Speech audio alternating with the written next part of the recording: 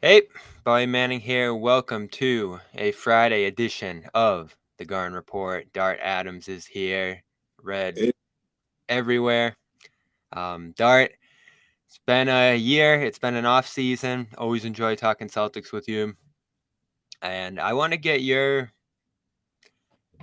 vibe on this team. How you're feeling about it, how you felt about the off season, how things look going forward. But we do have a little bit of news this afternoon. We'll kick around first. Jaylen Brown's back in Boston.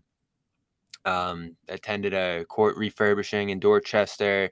Did a short speech. Made an appearance out there. He was in New York on ABC News last night. Been busy out in Spain, obviously, which is what initially held up extension talks. Now it sounds like they're going to get going again next week. But this is obviously the big story in Celtics land right now is Brown and the extension talks. And it's a little strange. There's been a lot of reporting that said this is normal. This isn't any concern here. But we're now almost all the way through July, 3 weeks since he's been eligible to extend, and not a ton of momentum here. So how have you felt about this whole saga, if we want to call it that? um, I've just been seeing Celtics fans panic, and I'm sick of hearing them panic about everything, whine and cry about everything. Jaylen Brown's about to sign what may be the richest NBA contract ever for this small time frame before everybody else becomes eligible and does it. There's a lot of stuff that needs to be hashed out before this contract gets signed.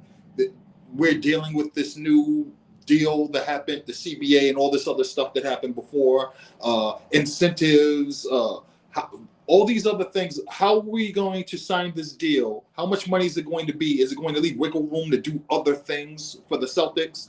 There's a lot involved in this contract, right? And I feel as though Celtics fans wanted this to be over soon so it could be signed so they can be comfortable. And Celtics fans always want to be comfortable. They they they wring their hands a lot. They're always nervous about the other dropping, and it's annoying to me. I'm about to turn 48 in August. When I read how long this new deal was with the salary cap and everything involves in taxes, and and then on top of that, you're dealing with the new system of now you're signing for the max. He was all NBA. You know, there's so much going on. And then the thing is that we're gonna have to deal with somebody else coming up. That like when I look at the pieces, they signed Porzingis the way they did for a reason. They traded Grant when they did and did the sign and trade for Grant for a reason. All of these things are made it so you can shift stuff around so we can handle Jaylen. It's going to take the time it takes. I'm not concerned about it. I'm not worried about it. I'm more thinking about how's this team forming into shape, coming into the offseason because we're not done. And I think a lot of people are mistaken about this Celtics team and what it's going to look like when the season finally starts. We're not done. There's still a lot of things we have to move around. The Jaylen situation is the next thing to handle, and then we can get back into business. Yeah, and I started thinking about that a couple of days ago, what this whole offseason means for Jaylen. I also think the deal is going to get done. It just makes too much sense on both sides for Brown to get the money, for the Celtics to get that control long term. Whether they're committed to him or not, that's a bonus on both ends for them. So I guess it's probably tax. I guess it's probably some level of protection on both ends holding this up.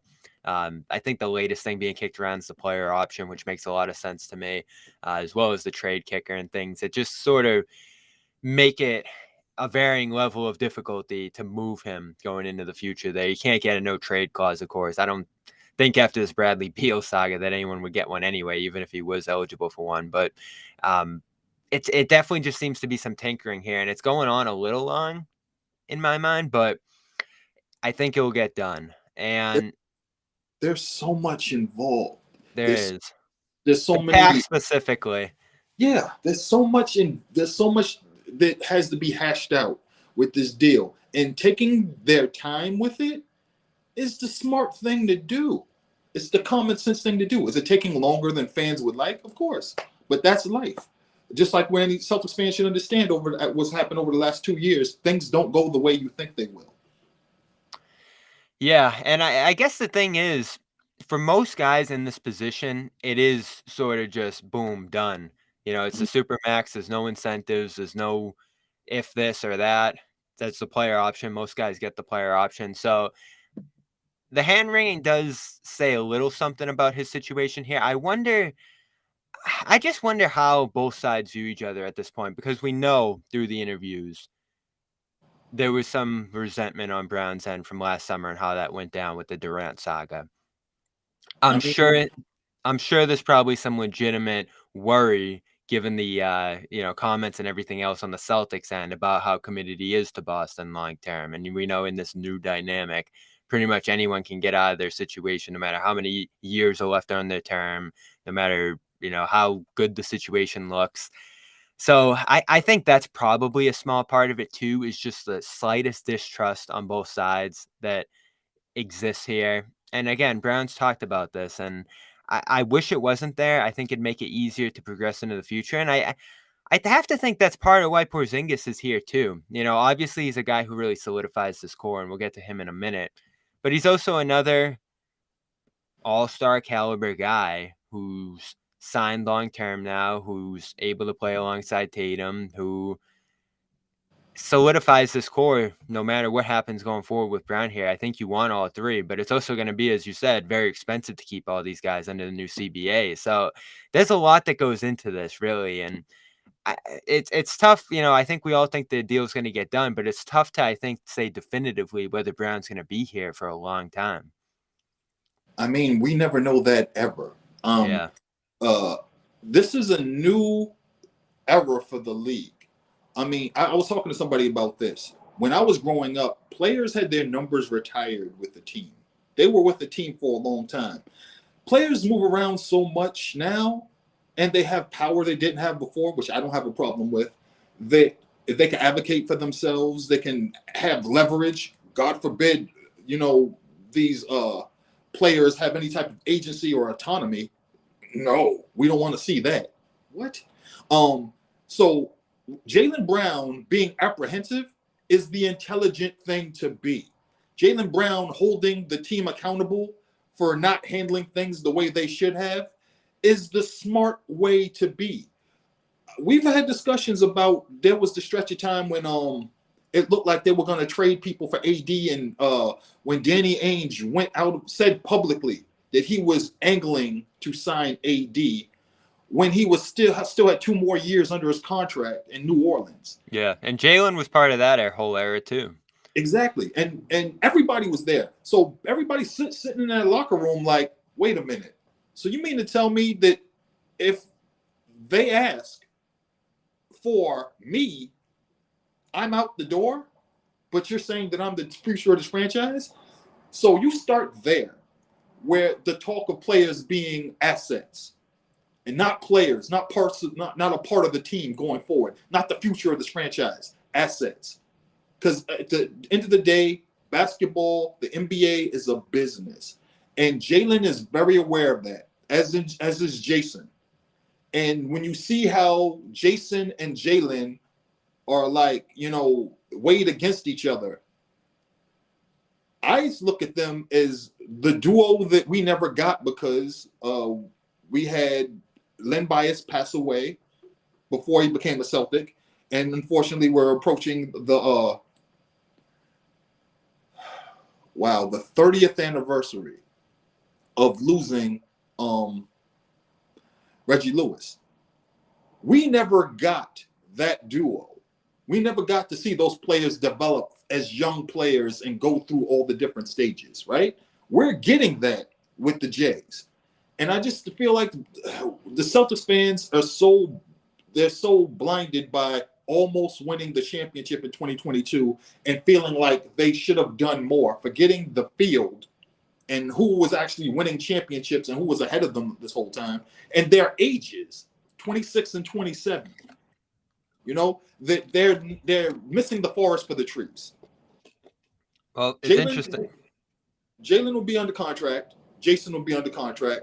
And we'll talk about Porzingis later. But there's so much involved with Jaylen Brown making the Boston Celtics kind of suffer during this agonizing, grueling negotiation. He should do it. He should hold their feet to the fire.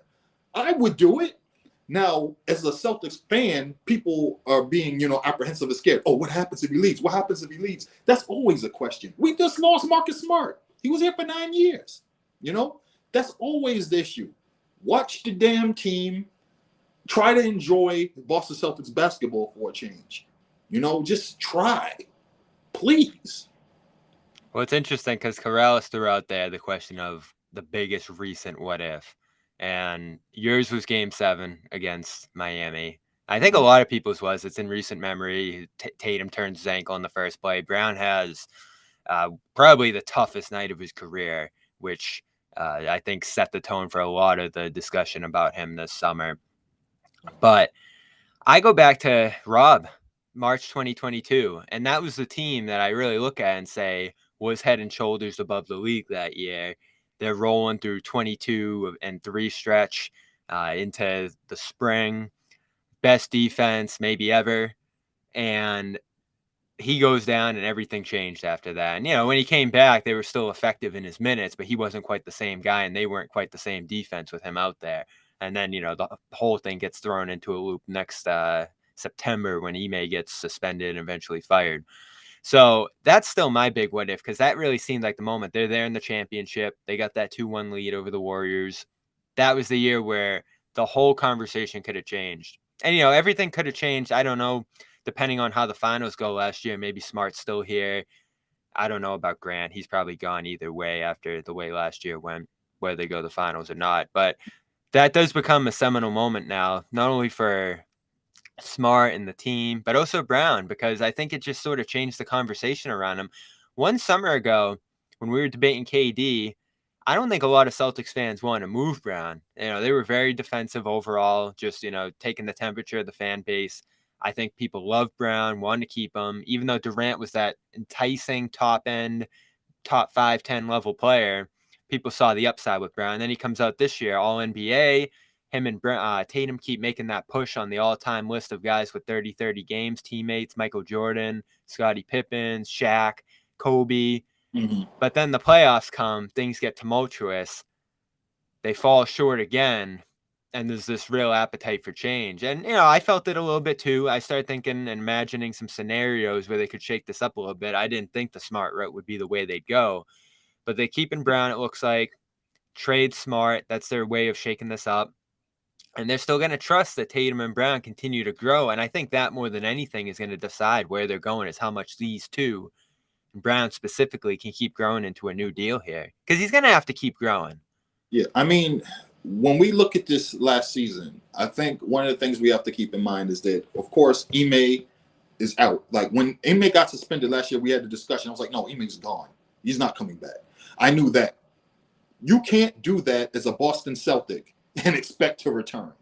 Not with this franchise, not with this history, not with the status that this franchise has in the league and in the city, town, metro area, New England, what have you. No. So I knew that Coach Mazzulla was going to be the coach going forward. I didn't care that there was an interim on his name. If you follow me on Twitter, I was just like, just call him the coach. He's the coach. Now They start 21-5. Yes. So the issue, Coach Mazzulla, 34-year-old rookie head coach, a staff that's not there for him. Half the staff is resentful that they got jumped over because they probably had tenure, and on top of that, more experience than he did, and he ends up being coach. So half that coaching staff was resentful, and the other half was like, we were here for Ime. He's supposed to be working with us. So you're dealing with that, right? Then on top half those guys end up going to Ime in the end, which said a lot. Exactly. And one of them ended up leaving for another coaching job before the season was up. So that lets you know exactly, Damon Stoudemire lets you know exactly what the situation was. When I think about the situation Coach Mazzulla stepped into and won 57 games as an inexperienced 34-year-old rookie head coach. I think of it like being you step into the beef, and it's not your kitchen, it's not your staff, it's not your menu. It's not even the type of food that have prepared yourself for your entire career to cook. But you make your way through, and then after that first year is over, you remodel that entire damn restaurant. You redo that whole kitchen. You change that staff. You get the wait staff you want, and now it's going to become the bear. And that's exactly what Coach Mazzulla is going through right now. He has a new coaching staff who are there for him and this team. He is forming a team. He and Brad are forming a team that's going to work the way he wants to play. Right? Look at the players that have been added. O'Shea Brissett, 6'7" swingman, tweener, wing. Syracuse guy who's very, very, very athletic, can hit shots, can finish, is a dunker. I'm really excited about him. In transition, right? Can defend multiple positions. Delano Banton, I don't know exactly what he's going to do because they say he's a point guard. I don't know how much of a point guard he is. To me, right. I see him as a swingman, a tweener, and a wing who can defend multiple positions. He can steal the ball. He can block shots. He can jump the passing lanes. He's athletic. He can run. He can finish. Okay? 6'7", Jordan Walsh, swingman, tweener, wing. Mainly a defensive guy, but he can disrupt things on defense, and that initiates offense. He can finish. He can run. And he's improved his three-point shooting, and it's going to get better, especially with the Boston Celtics staff. And then you have Jay Scrubb, who is a 6'5" guard, small forward, wing, who finished what I just said. It's some Mad Libs here. Same thing. So that is the kind of team, and these are the kind of players that Coach Mazzulla is looking to have, right? And then you add Porzingis, who a lot of people are down on because they say he doesn't play a lot. He's always injured. But also, Porzingis before now hasn't really had a lot to play for. He hasn't. We don't know how he plays in the clutch when it really matters. He hasn't had the opportunity yet. He hasn't. And the other part of Kristaps Porzingis, right? 7'3". He's not a center. Is he a power forward? Is he a small forward? He'll do what he does. But he is a matchup nightmare. He is an offensive threat. He can do so many things with the ball. He can handle the ball. Has he had teammates like the Jays before? Has he been in a franchise that's a stable with the Boston Celtics? That was the one situation you probably compare it to, but a little different. Has he been in a franchise that stables the Boston Celtics that win no matter how many times they have to pivot? He might have actually been on the 3 most unstable organizations in the league. Exactly. The Boston Celtics have a competent front office. They have a more than competent coaching staff, more than competent people in basketball operations. And it's with a stable franchise, with a team that has a core and guys in the locker room who are leaders. Okay? Now, we had 9 years of Marcus Smart.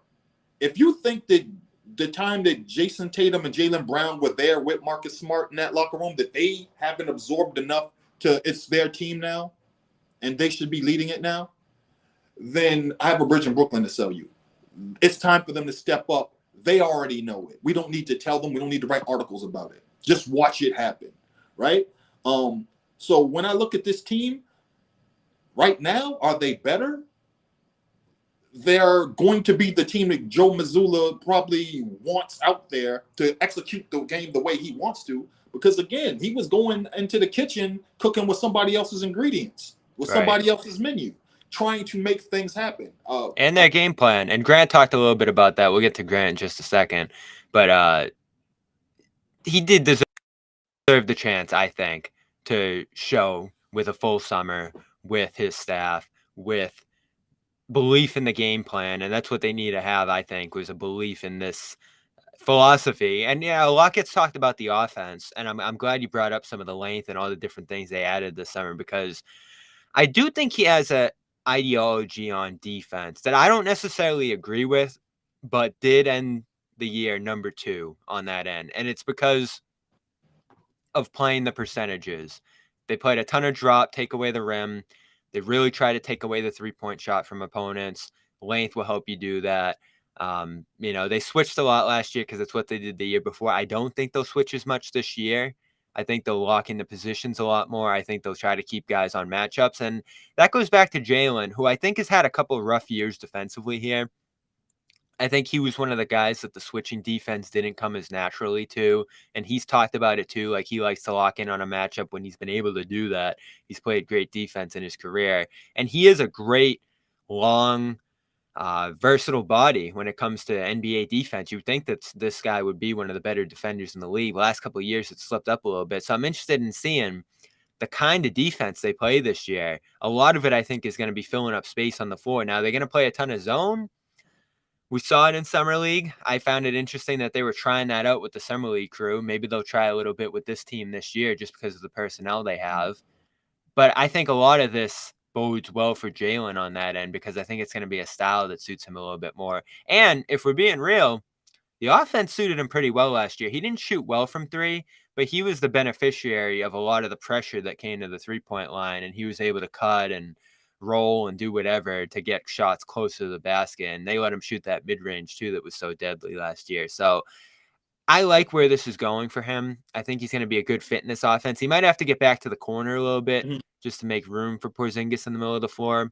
But this is going to be a good year for Porzingis, I think, for Brown, I think. And the question is the money going forward. But on the floor, I think this is a guy who's going to continue to get better. This is a guy I like for a number of different reasons. And I think it's probably going to use that Game 7 as a little bit of fire into the future here. And again, like, we're always going to talk about the mix. We're always going to talk about Tatum and Brown's ability to play together. But the one thing I've always believed in is Brown's desire to not only improve and win, but also his ability to make it work. And he did play a role that was a little different for him the last couple of years to help this team win. And so I do think he deserves credit for that. Now, the contract, we'll see how that shakes out. His desires on and off the court, where he wants to be, that's a different game. But on the floor, like, there's just absolutely a relentless drive to get better. Now, there are weak spots in his game he needs to improve on: the dribbling, the passing, all the rest, and the defense, as I mentioned. But he's really become a machine offensively. I mean, in terms of like Jaylen Brown having places in his game to improve, yeah. I mean, when you're 26, 27 in the NBA, yeah, that's the thing.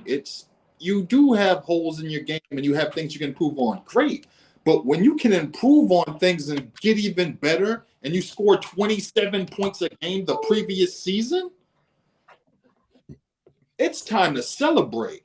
Like, you should be cracking a cold one on your stoop over that. And I think that people don't understand how crazy they are when they talk about Jaylen Brown didn't do X, Y, and Z. Jaylen Brown couldn't do this. Jaylen Brown didn't do that. The man has played 105 playoff games since he entered the NBA. 105. And it would have been more if it weren't for the fact that he was injured and missed an entire playoffs, I think in 2021. So, like, people need to understand that guy has more playoff experience than a man who was a 15-year veteran who just won a championship in Jeff Green, and he's not even near 30. He needs to improve his handles. I've seen that man do some amazing things with his handles on the basketball court. Now, when we're talking about the playoffs, when people are centered on you and it's the best defenders in the league and they don't want you to kill them, yeah. If you're holding the ball in a situation when everybody's going to be swiping at the ball, in crunch time, yeah. Like, Jaylen Brown has done X, Y, and Z. Jaylen Brown's been in that situation multiple times in the last how many years? And everybody who's critiquing him was doing what? Watching him from home on TV. Players who were critiquing him were in Cancun watching him play deep into the postseason again. So when you have that level and now you can improve on that, Let's go. Now, the issue is that a lot of people think that this is as good as Jaylen can get. I do not agree with that. Do you think that that's as good as Jayson Tatum can get? I don't think so. Jayson Tatum scored 30 points, and it annoys me that people say Jayson Tatum was the first Celtic to score 30 points a game. Larry Bird scored 29.9, and it was like a matter of 8 points over the entire season. He scored 30 a game, all right? I saw the season. I was there. I was alive. I was outside. But the thing is that if you think that Jayson Tatum, the most he can score a game is 30, or you think the most Jaylen Brown could score a game is 26.6, but now the question is, will they adjust their game to allow for Porzingis to come in and be a big scorer too? Is Porzingis going to be a guy scoring between 20 and 22, or is he going to drop down to 18 and 19, and then the Jay score more, or is it going to be more balanced in the offense? Now, one of the things was those two guys were the focus of the offense, and then you hoped that you got scoring by committee from other people, and it was spread out, But Porzingis is going to be a guy who allows for the Jays to do so much more. He's 7'3". He can handle the rock. He can shoot. He can drive. He can finish at the rim. He can catch alley-oops, And then on top of that, you're going to have a healthy Rob Williams. You're going to have the ageless wonder Al Horford. Now, after that, I'd like to see Sam Hauser have another season where he's doing amazing things and shooting and scoring. But I want to see Sam Hauser be effective in the postseason. Sam Hauser was not able to be effective. No, he didn't show up. No. No. And your rotation's always going to get a little tighter, but yeah, if there's an injury or whatever it might be, you do need guys like that to step up in that case. Sam Hauser is 6'8", and he's a surprisingly good defender. He doesn't get killed when they have him on the court, So I was disappointed that, Hauser wasn't able to be out there and contribute more. And, Grant Williams, he pretty much was out of the lineup for a lot of times until, we absolutely needed him. And then, Coach Mazzulla was like, this is your opportunity to step up and play, right? But I do want to get to Grant in just a second here. Yeah. Making his rounds.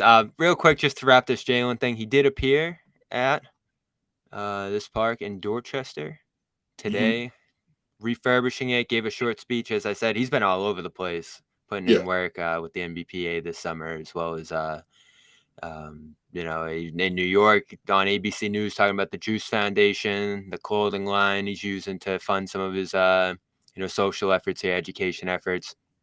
He's been pretty active in Boston from the time he's been here. And, people are going to debate what this means for his future. I know he had a few vague comments in here that I don't think really have much sway in either direction.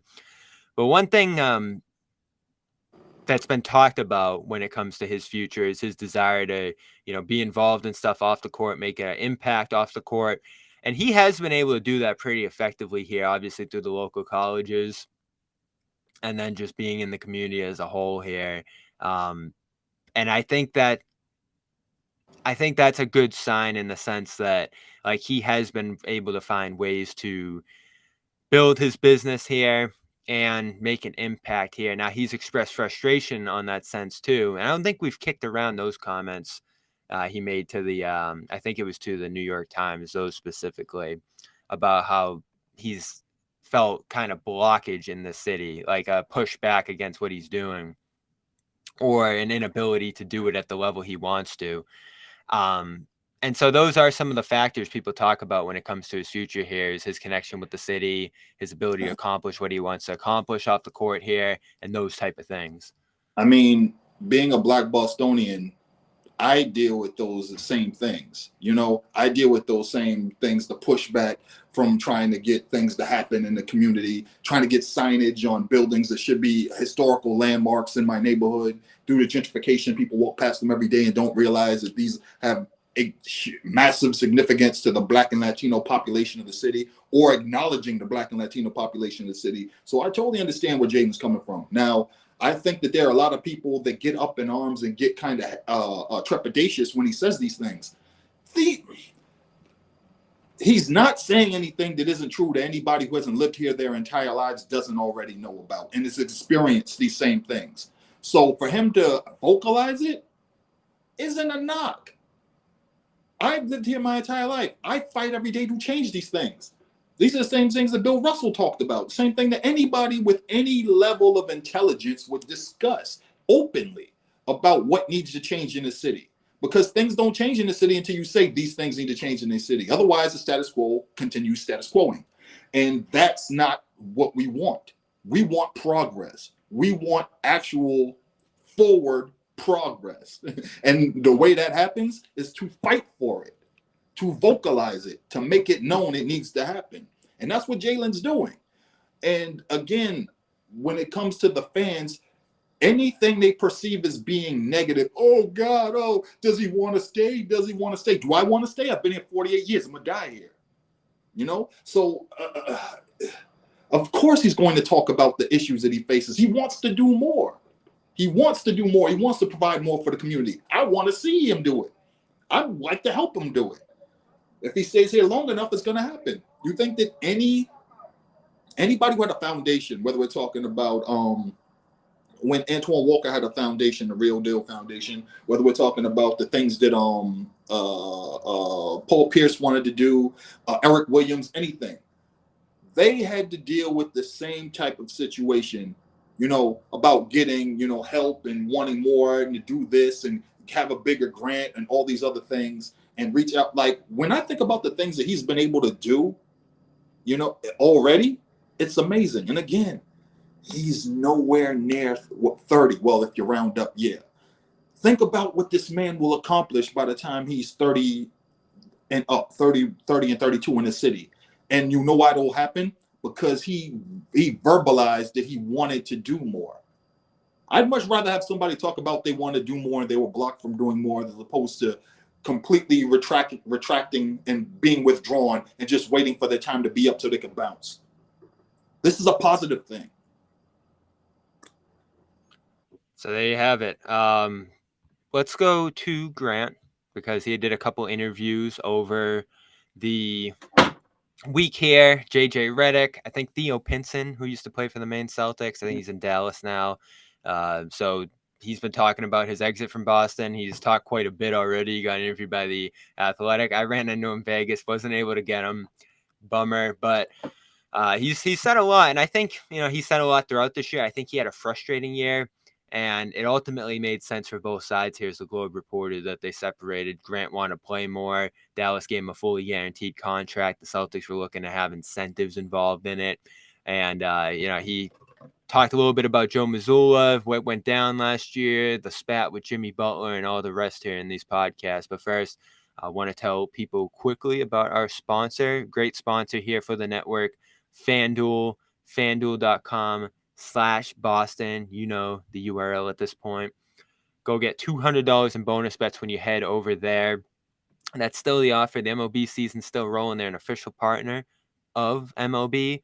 And as our official sports wagering partner here, you can bet on everything from baseball games each night, futures, some of the same game parlays are always great, and NBA futures available right now as well. Celtics right up there with the Nuggets as NBA favorites next year. So go get $200 in bonus bets. Everything from money line, over under, who's going to hit the first home run, and it's on an app that's safe, secure, super easy to use, and when you win, you get paid instantly. No better place to bet MLB than FanDuel. Go to FanDuel.com/Boston and get up to $200 in bonus bets. That's FanDuel.com/Boston. Of course, go to Gambling Helpline, ma.org, or 800-327-5050 for 24/7 support if you sense you have an issue with gambling. All right, Dart, let's talk Grant. So Grant's a guy I liked for a long time here, even through some of his struggles. Didn't have the most consistent first 2 years here, a great third year. Last year was weird, fell out of the rotation late. Didn't really get back into it in the playoffs until Malcolm Brogdon got hurt. And I thought played well when he got his spot opportunities here. I think he was a favorite of Ime, not as much with Joe. And that leads to his departure. I mean, if he wasn't going to play here, the Celtics weren't going to pay him. And he wasn't going to stay. And, they ended up with a sign and trade here that got them 3 seconds. I don't know how much you heard. He talked about a ton in these podcasts, as well as Joe's coaching style. He's always pretty, I think, political in his comments, deliberate in his comments, not trying to rock the boat too much. But you always do sense a little bit of frustration on how things went down here, understandably, losing his role and, not able to be part of this team going forward. So what do you make of the Grant trade? I think Grant Williams is a consummate professional.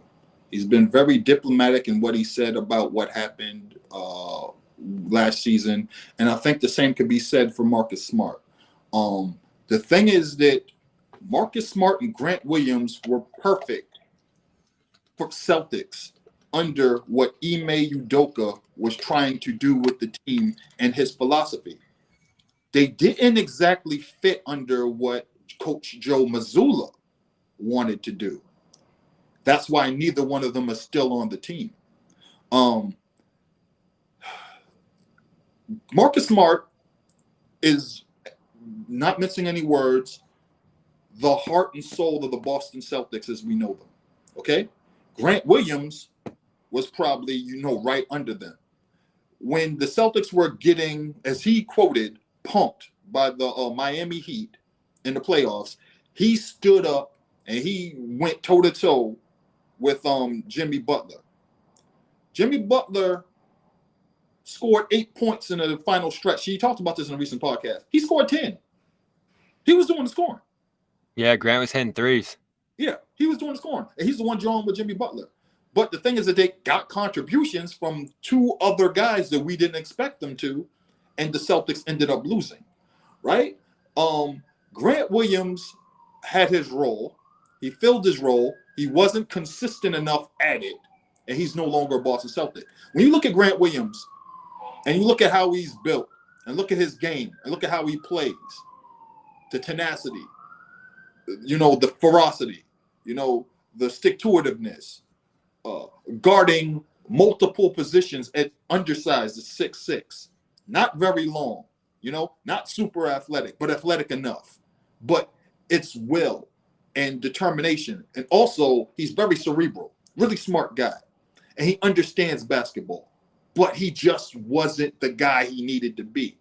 And again, when I ran down who the Celtics have gotten, 6'7", long, athletic, wing people that can run, guard multiple positions, and finish at the rim. Their body types are the polar opposite of Grant Williams. Grant Williams is often put in as a 6'6" guy being pretty much another center. We're not going to see that happen again, And Marcus Smart is 6'3", 6'4"-ish, doing things. You look at Delano Banton, who is not the player Marcus Smart isn't as clutch as Marcus Smart isn't the defender Marcus Smart is, but can be disruptive much in the same way. If you have Brissett, you have Banton, you have Walsh and Scrub just doing little things, in the rotation, you hope that by committee they can do what one Marcus Smart can do, but not as a leader. But we already have the 2 guys who are supposed to be leading this team. They're supposed to be taking over this franchise, And no, it's going to be thinner building around 3 stars, and hopefully those guys can break through. You're hoping that because you do have to go with minimum signings and such now that you're right up against the new apron here. You can't get a mid-level guy, so you end up with a Banton and Brissett and all the rest here. But it's going to be on White. It's going to be on Porzingis. Yes, to replace those guys. And they want to consolidate around more consistent guys. And White was very consistent last year. Smart had an up and down year around injury and all the rest. Yes. And I think people started to feel that White was the better option overall there, and they felt that way too, obviously. And Porzingis, there's no question there. He's better than Grant if healthy. But I still look at Grant as a depth guy. And, I'm sure they'll deal with some injuries during the year. There's a leadership component here too. But I still go back to, yes, Brissett, could have a solid year, could be a diamond in the rough along with Banton, who's, going to have to compete for his spot, it looks like, on a not partially guaranteed deal here. But Grant came out 2 years ago, and he's shot close to 40% from 3 for a couple years now, which isn't easy to do. and he came out in a game 7, hit 7, 8 threes, won that game. That's not something I don't think we've seen any Celtics role guy ever do. I mean, that's one of a kind performance there. That's not easy to do, and I think that is something they missed during the playoffs when he wasn't playing. And I think it is something they'll miss going forward, is just the upside of his role contributions, because he did a few things well: switch, shoot threes. He wasn't the most consistent player, No. but when it came to those things, those few things he did really well, I think you could almost always bank on him doing those things. And a lot of people have criticized the defense last year. I don't think he played consistently enough to really get a good sense for it. And as we talked about, they played a different kind of system last year. Yeah. So I don't know. I feel like they're losing something with him. I don't think it's going to hit as hard as some of the intangibles Smart, that they're losing in Smart, rather. This guy is obviously more replaceable. But losing them both together, I think, like, you're going to walk into that locker room next year, and there's just, if Blake's not there, whoever, some of these other more vocal guys, it's going to be a little quieter in there. You're going to notice how quiet it is, because Yeah. these guys were just talking nonstop. I also think it has a lot to do with like more of the fans and their feeling and their perception. Marcus Smart was he was the consummate Boston Celtic. He was the Celtic. He was the guy that the entire community and the fandom embraced, warts and all. If you talk to different sports writers and talk to people that cover the NBA, and that is just something that we lost 9 years. When the Celtics had Marcus Smart, they were winning again, because before that things were pretty dark, right? So, but then when you look at it from this perspective, this team is going to be more the squad that Joe Mazzulla wanted to coach and wanted to implement the things that he wanted to do. And we're not finished, because again, man, we haven't figured out where Peyton Pritchard's going. We have this weird guard situation with J.D. Davison, Jan Madar, Juan Begarin, that's going to pop up at some point that we're going to have to address, Yeah, into the future. I think Pritchard's the plan going forward, but we'll see. And then there's the big situation, right? You got Cornette and Kabengele. Kabengele, I prayed was going to be more of a contributor, because I thought he would have been like Rob Williams Jr. when I saw the things that he did in summer league, that previous summer league. Then I saw he was a little short. That killed it, because he had a motor. He could Mhm. hit the three a little bit. He's a physical guy, but I think he was only like 6'8", 6'7", 6'8". So that's what killed him. His guys could really shoot over him. He actually played for the Hawks in the summer league, so I think he's gone at this point. Yeah. When I looked at what he did in the 2 summer leagues ago, and then I saw what he did in the G League, but when he came down to the Celtics and they put him on the court, he looked like lost. Like he looked like he ran out of turbo, and I was just like, I was very disappointed. I was like, he's not the guy. Yeah, no, that's the other thing, right? Because Horford's aging, and they kind of need that big of the future. And maybe that's Porzingis now, and Rob's still relatively young. But, that versatile modern 5, and, they didn't use Grant at the 5 a ton, but he could guard 5s, and he could draw 5s out of the paint if they were guarding him. So you don't really have that younger protege of Horford. I think Grant called himself a mini Al at times. Mm-hmm. Yeah, like he could guard 5s because he had to. Yeah. That's how I say it, right? And again, Grant Williams, once we switched over from Ime Udoka to Coach Mazzulla, it was his time his days were numbered. Mene Tekel Parson, was written on the wall for that man. And unfortunately, under that scrutiny, knowing that, Grant just didn't have a solid second half of the season, because he kind of didn't know. I think he didn't know. Scratch that. He knew he was on the outside looking in. He knew he wasn't one of Coach Mazzulla's favorite guys, and I think that kind of played in that. He kind of tried harder and he pushed himself, and I think he kind of played himself out of his rotation spot. Right. And I read an article, I think one of the Dallas papers, where he talked about, I want to be a playmaker. I want to be a guy who can set some other players up on this team. And that's really not what the Celtics want him to do. Even Ime, I remember, would say, like, we want you to do a narrow role and we want you to do it well. And I think Grant always had that desire, and he talked about in these podcasts too, to do a little bit more. But he talked a lot about Joe. And, he praised him, said he was different, understands he has that eye for offense, and that's really what he emphasizes, and that different coaches emphasize different things. Mm-hmm. And so I actually saw Grant talking to Ime, down at Summer League. I think they had a pretty good relationship. I think a lot of these players had good relationships with Ime and really came to trust what he did because, of course, they went to the finals on his game plan. So that's still a dynamic going forward that I find interesting. I think Smart was a big Ime guy. Tatum keeps in touch with him, but he's, I think one of Joe's biggest proponents. And, Jaylen, I don't know. But that's changed from the defensive identity to the offensive identity was pretty drastic last year. And I think it, shook this team up at times, like how different their focus was this year. And the offense, made big progress. The defense played a little bit more inconsistently here. And, you're going to try to work these things out here. But when it comes to Joe, they really believe in him. And, he's unproven. He's a guy who came off the back of the bench. He's a guy who doesn't have great NBA experience so far and didn't play in the NBA, of course, either. But they really believe in him to the point where, as you've said, players who don't fit under his system are now gone. They gave him the extension.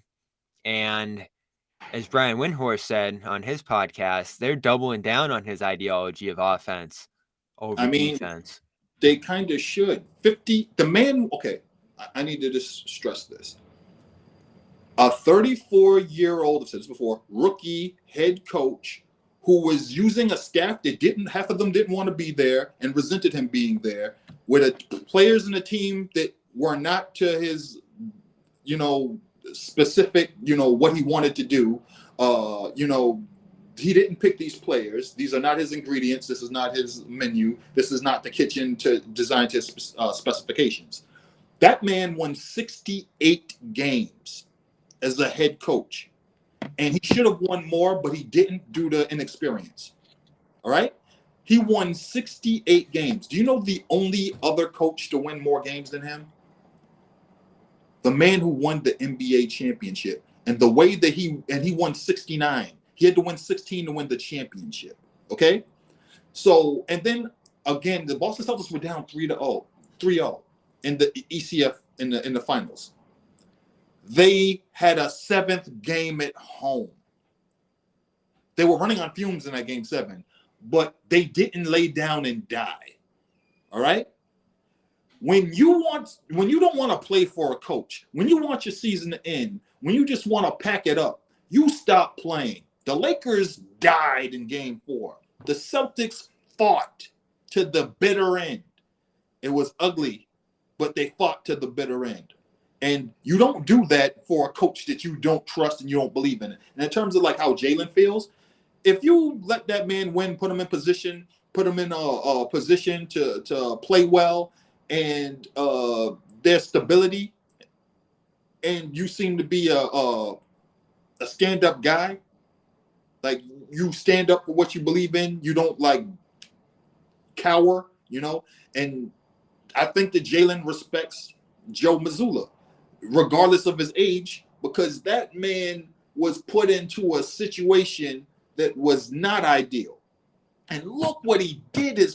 We're talking about when in the history of the NBA have you seen a 34-year-old first-time head coach do what this guy did? Like, and what did this fandom do? Complain because they should have won 60-plus games. Right. Expectations are high, though, rightfully. Expectations are high, but then there's reality. Then there's common sense. And this fandom doesn't seem to be able to toe the line and be able to do both. They want everything. They want every game to be won by 25. They want the Celtics to sweep every team on a West Coast road trip. They want everybody to stay healthy all the time. It's not going to happen. Anytime there's any type of adversity, Celtics fans all seem to just like fall apart. Adversity is what an 82-game season is built on. Life is built on adversity. It's about how you recover from the adversity, and then, again, sometimes the regular season doesn't go the way you want it to, and then the postseason goes another way. It happened to the Miami Heat. The Miami Heat were trash this season. The Lakers were trash this season. But then they had some tweaks. They did some things that figured some stuff out, and they did it in the playoffs when it mattered the most. Yeah, That's he's gonna get better. I find it interesting though, and they talk a lot about this. He's learning, he's growing. There's obviously potential they see in him, and the comparison some people make is Spoelstra, who started very young, who had these kind of doubts, who came up in a situation under Pat Riley there where everyone was saying like, oh, the old guy was so much better and this and that. remember Spo's first postseason. Remember how that ended? So I'm gonna say. And Yeah, who did he lose to his first postseason? Spoelstra. So this is what I ask is there something here? Is there an ideology? Is there philosophy? Is there something they see in him that they really want to see through that they think could benefit them long term? Because in the short term, they have a lot of stakes right now, right? They got these two young stars, they got big expectations. And coming out of year one to hear, yeah, he's growing, he's learning, he's making mistakes, and he's learning from them. I don't think people want to hear that because they're in such a high stakes position. They But never want to hear it. But if he can grow into something special, especially in a reasonable amount of time here, I think that's when people are going to look back on it and say, oh, And again, Utah wanted to hire this guy. Danny Ainge wanted to hire this guy, and he actually made some comments, I think, to the Globe last year that he thinks Joe's better than Ime, personally, and they may. Something to think about. Brad Stevens was a young coach that people were very high on. They saw what he did. They saw he had this vision, right? If Brad Stevens believes in this guy and Danny Ainge, the guy who's managed to fleece the entire NBA multiple times over and rebuild and retool different franchises over and over again, you see what he's done in Utah. If they believe in this guy, then what the hell is wrong with the fandom? What are they not seeing? Well, at this point, he's tied himself to Joe because they've picked Joe over multiple guys. They have some assistants here that potentially, if things go sideways, these are some really good assistants that they could turn to if things don't go well going forward. Yeah. But they've committed pretty heavily to Joe. So Joe's going to have to improve next year. He's going to have to take those steps, and he's going to have to show, I think, that this system works. Because, again, last year, lots of wins, as you mentioned. They get to the East Finals. They almost come back. But, the fans, they want to see a step forward. And I think last year, it was a small step back. I think it was, and again, there were reasons for that. I think a lot of the excuses were valid. But now there's the full summer, there's the assistants, there's the team, as you mentioned, that befits him. And, a couple of the things Grant said, did a good job taking things on his head, trying to take the blame. As players, we could have helped. Ime was a little bit more player empowering, would trust guys, and when they saw something, he'd ask, and he'd roll with that. Joe had more of dictating the matchups and doing ththings his way. So there's got to be a mix of both. Players have the communication ability to be like, hey, we don't think this is working. Then you got to figure it out on that side of the ball. And, he thought that was why there was less connectivity last year, was just a change in philosophy. And now, there'll be adjustment to that. There'll be the personnel for that. But I don't know. It's going to be interesting. I think it's fair. I think it was fair to bring him back. I think it's fair to give him this extra chance. But I also think the criticism was valid last year. It was valid because it was his first year, Yeah. Learning on the job. He was thrust into the fire. He was baptized. It's a baptism by fire. He was just thrust into the position, and he took it on running. That says a lot for him. And then on top of that, right, we have a full summer to implement all the things you want to do. To put that philosophy in place. And also, when we talk about trusting the players, Joe Mazzulla did something, in my opinion, that was all about trusting the players. He knew who he had on the court. He knew that these players knew each other. He knew they knew the game. And he didn't call unnecessary timeouts. He's like, you guys can figure it out. You guys can right the ship. This is a team that comes back. You guys can communicate with each other. When you have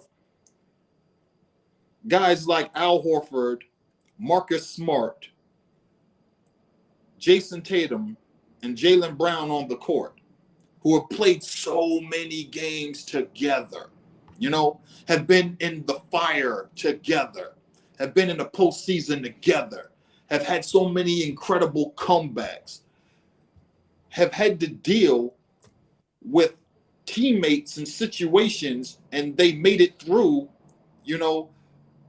and still were resilient enough to still win at the end of the day when it was all said and done. Okay, if you guys can make it through that, I'm pretty sure you can figure out this 8-0 run that this team's going on, or you can figure out this defense that they're doing. I don't need to call a timeout and tell you guys what to do.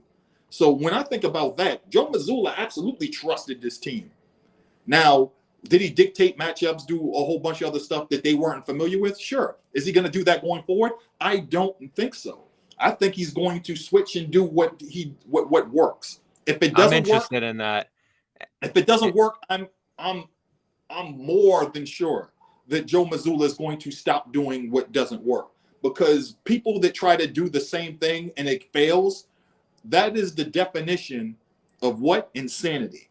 And I believe that guy is pretty smart, and I think that he'll listen when somebody brings something to his attention that isn't working, and I think he'll actually listen to the players, because the players ain't that much. The age difference isn't that much from him, and I think that the staff that he has in place are going to help aid with that. And if there's any issues that the players have with him, I'm pretty sure they can hash it out with that man. I'm more than sure. I think Ime was a different person. Ime is a different guy. Ime is a different person, different coach, everything. He's not Ime Udoka. He's Joe Mazzulla. Let him be Joe Mazzulla. Let this team grow with him. Let them figure out what they need to figure out. And let's just watch this next season and see how it goes. This team isn't done. Okay? It's not done. It can't be.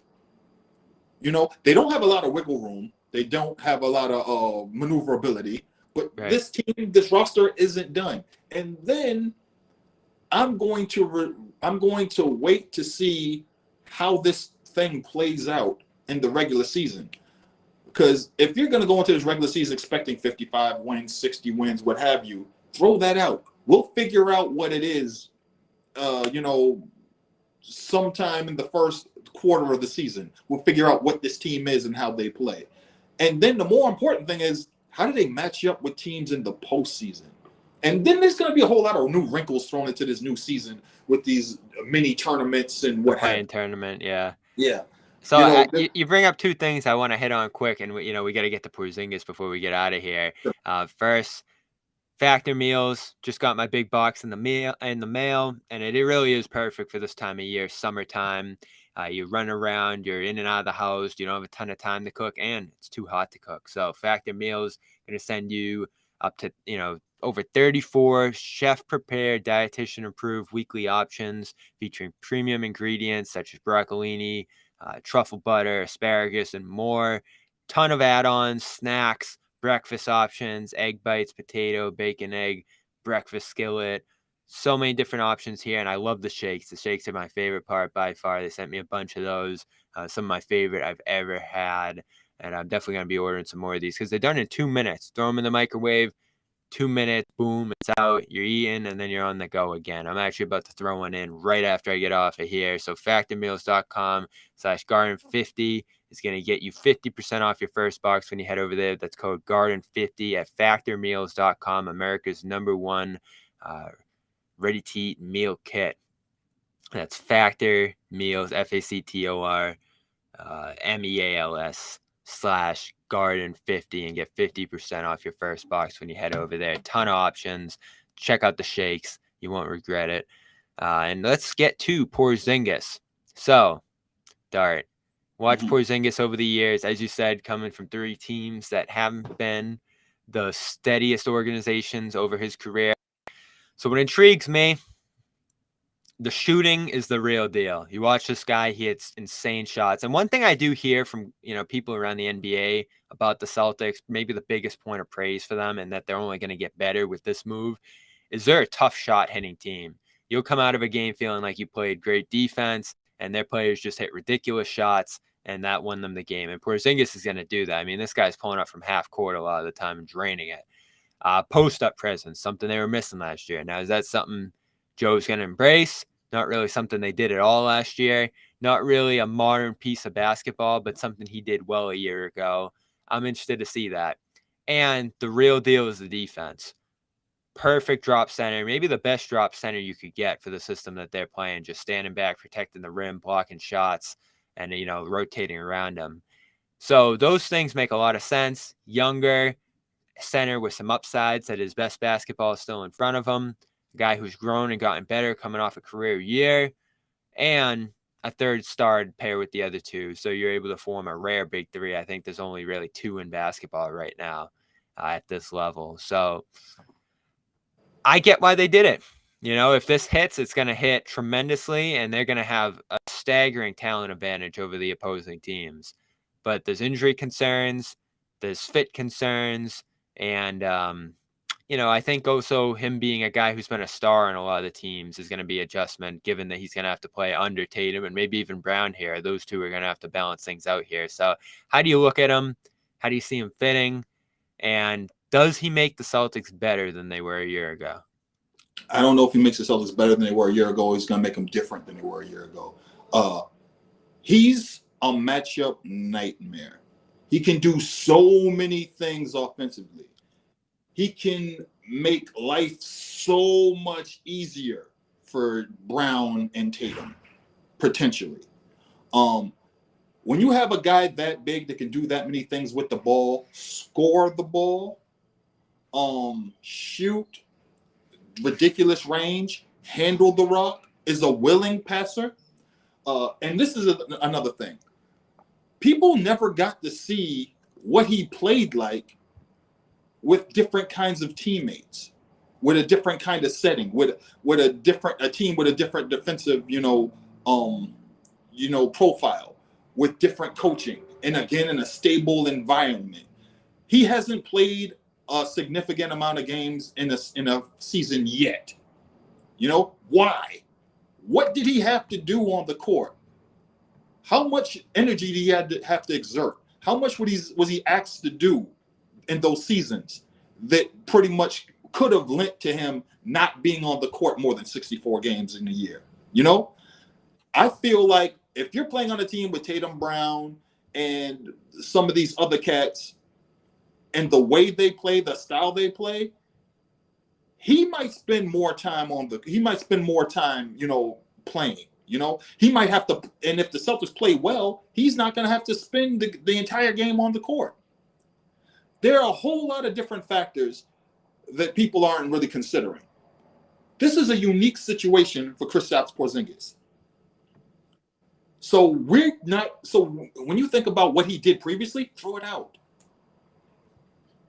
I understand people thinking, okay, this is what he's done in the past, so we're going to project that to the future. Throw it out. This team is going to have such a different look. It's going to be dangerous in a different way on offense. It's going to allow for people to do more things. But like you were calling him a center. Like in my brain, I can't process him being a center. Just because of the shooting? Well, because of his play style. Yeah. When I think of a center, I still think of Al Horford or Rob Moore as a center than him. Yeah. To me, I don't care that he's 7'3". When I see him, he's a small power forward. But he can't be a small power forward if you're going to have Jaylen playing there, See what I'm saying? It's going to be interesting, right? Because I think their plan is to start Rob and Porzingis together. And Rob's a guy who's going to play closer to the rim, who's got to roll. And Porzingis, I think, I don't want to say he's going to be shooting exclusively threes, but he's going to be shooting a lot of threes to make this work. I think he's going to be spending a lot of time in the paint, and he's going to be shooting threes. I think he's going to be able to get shots because of the players on the court, and I think that the players on the court are going to be able to get shots because of Porzingis. And I think it's going to open up a lot of things for Rob to do and Al to do and any of these wings that I've listed. And I think that they might be able to create some level of chaos on the defense that gets them out. I love his fit defensively. I do. That gets them out in the transition because I fully believe that one of the things that Joe Mazzulla wants to do is make this team somebody that just grinds you into the dirt and then just tires you out to the point where they're just scoring on you in a myriad of ways. And I think that the way the Boston Celtics were constructed before, they had a different defensive philosophy. And I think there's going to be offense first, then the defense on top of the offense. And you want grit, you want toughness. And I feel like Joe Mazzulla is like, we're going to have a different kind of toughness. It's not going to look like, it's not going to present the way it did before. That's a great I point. think the fans are going to have to be open and receptive to it. And I'm just afraid that looking at the past few seasons that this Celtics fandom is looking for things in a different manner that they're going to appear, and they're not going to appreciate it immediately. I'm able to throw out all my preconceived notions and all my expectations and just watch what the Celtics do. And I feel like it's going to be successful. How successful? I don't know. The Celtics fans won a championship. Only one team wins a title out of the 30 every year.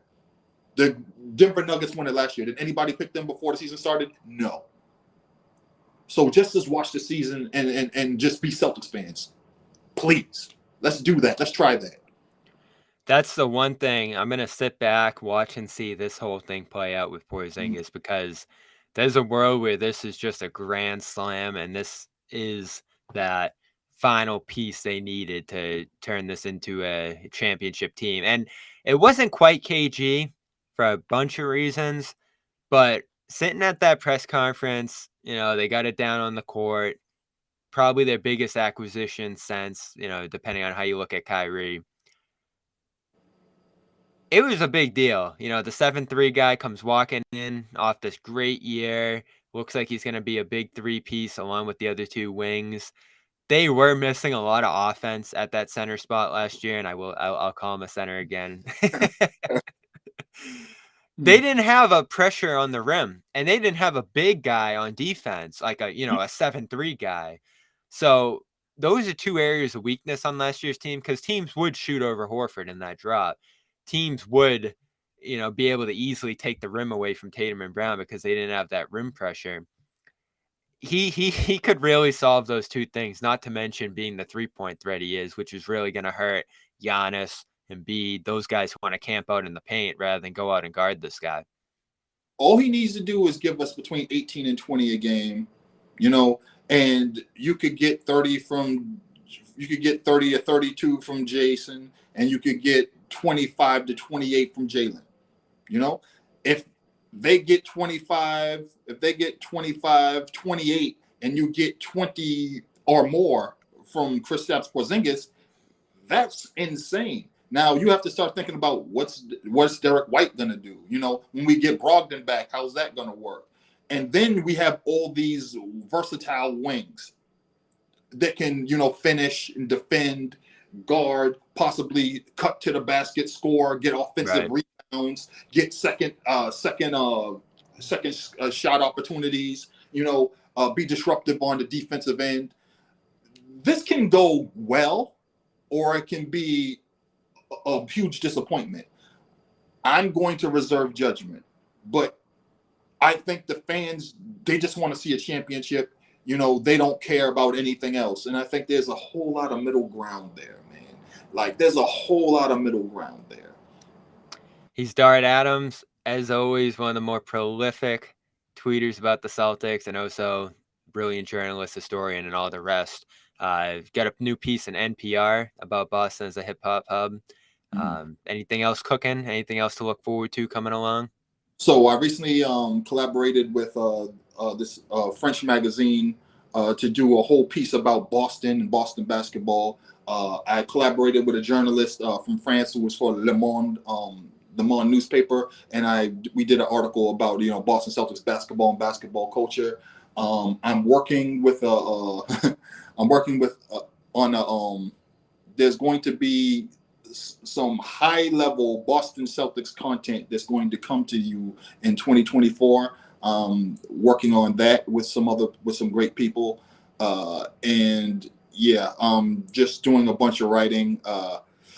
We're about to approach the 30th anniversary of the passing of Reggie Lewis, and me and my boys, Boston Legends, we're going to be re-releasing a bunch of Boston uniforms, jerseys, shorts, very, very soon. So everything's happening right now. Yeah, the 90s were 30 years ago now, unbelievably. Yeah.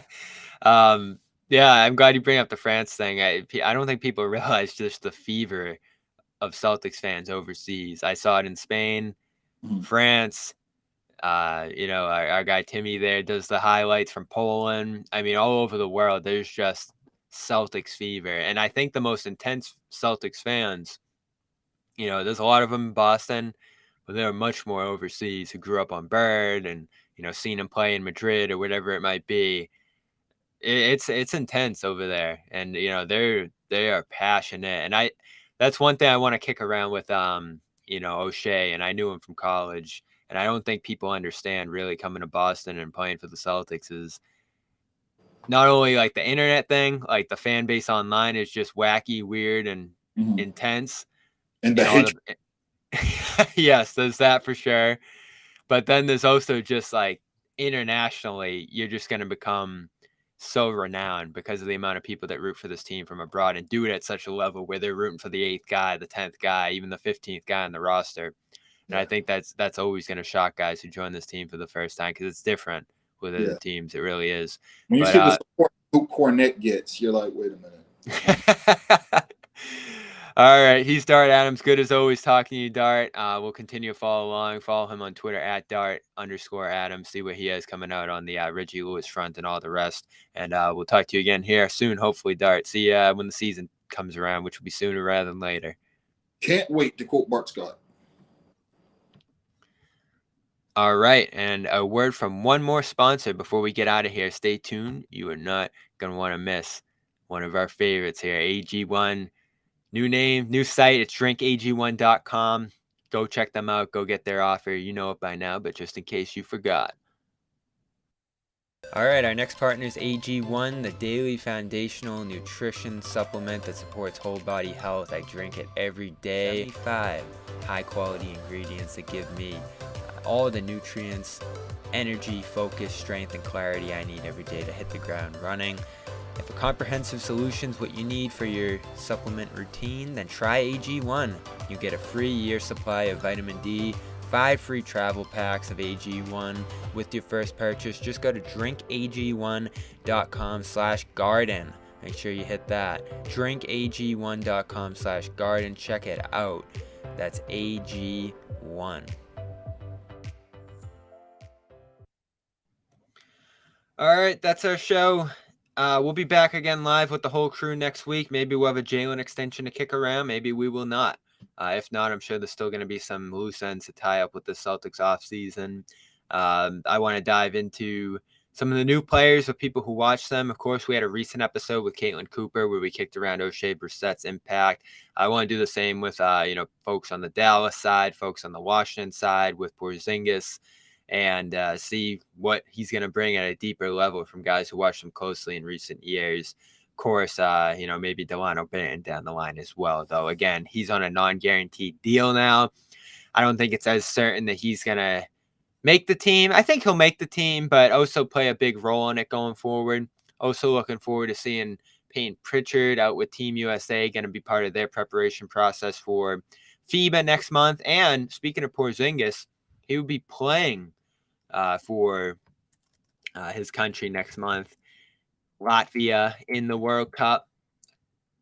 I know people get nervous about that after how things went last year, but, really big deal for him, a big deal for a lot of the players from overseas. And so we'll be able to see what kind of shape he's in, what he's looking like, get a few, games from him to talk about into August, because once August is, there's really not going to be a lot of fresh topics to kick around. I know one thing Jimmy wanted to throw out there as a fresh topic, my performance in my opener, second game of the season this summer. Finally got back into my rec league this summer. A little rusty off Vegas, as you can see. A little, uh, I think after, probably close to a year since my first organized basketball here, a little winded, but played aggressive, as I told Jimmy. I was happy with that. One of our viewers emphasized people are ignoring the 8 rebounds, 3 blocks. and overall grittiness of this effort. 3 fouls as well. I didn't like 2 of the calls, but I'm not a big complainer. And I will mention, just because I want to clarify 2 things. The other team had 6 guys. It was 6-on-6. I don't know what happened with the box score down there, but this was not a 5-on-4 game. Number 2, I don't think I shot 26 shots, but if I did, because of putback tries or whatever it might have been, I definitely was out there close to 40 minutes. I wasn't jacking 26 shots in 22 minutes. So want to clarify that. I'll keep you guys up to date through the summer if you really want to know how my performance is going. But again, first game back in a while, I was really happy with how aggressive I was. And we won. We obviously had a massive lead, as you saw, 17.5. Got outscored by 13 in the second half and had to, steal it off for 3 throws, long pass down the court, kicked it to a teammate, and we got a layup that kind of iced the game. So that was that. We're 2-0. That's all I care about. All right. That's our show. We'll see you next week. Enjoy the weekend. Enjoy the rest of your summer. And once again, I'm Buddy Man. This has been the Garden Report. Thanks to Dart Adams. Thanks to drinkag1.com/garden. Thanks to factormeals.com/garden50. Go check them out. I'm actually about to have some of that right now. And, of course, our official sports wagering partner, FanDuel. That's fanduel.com/Boston.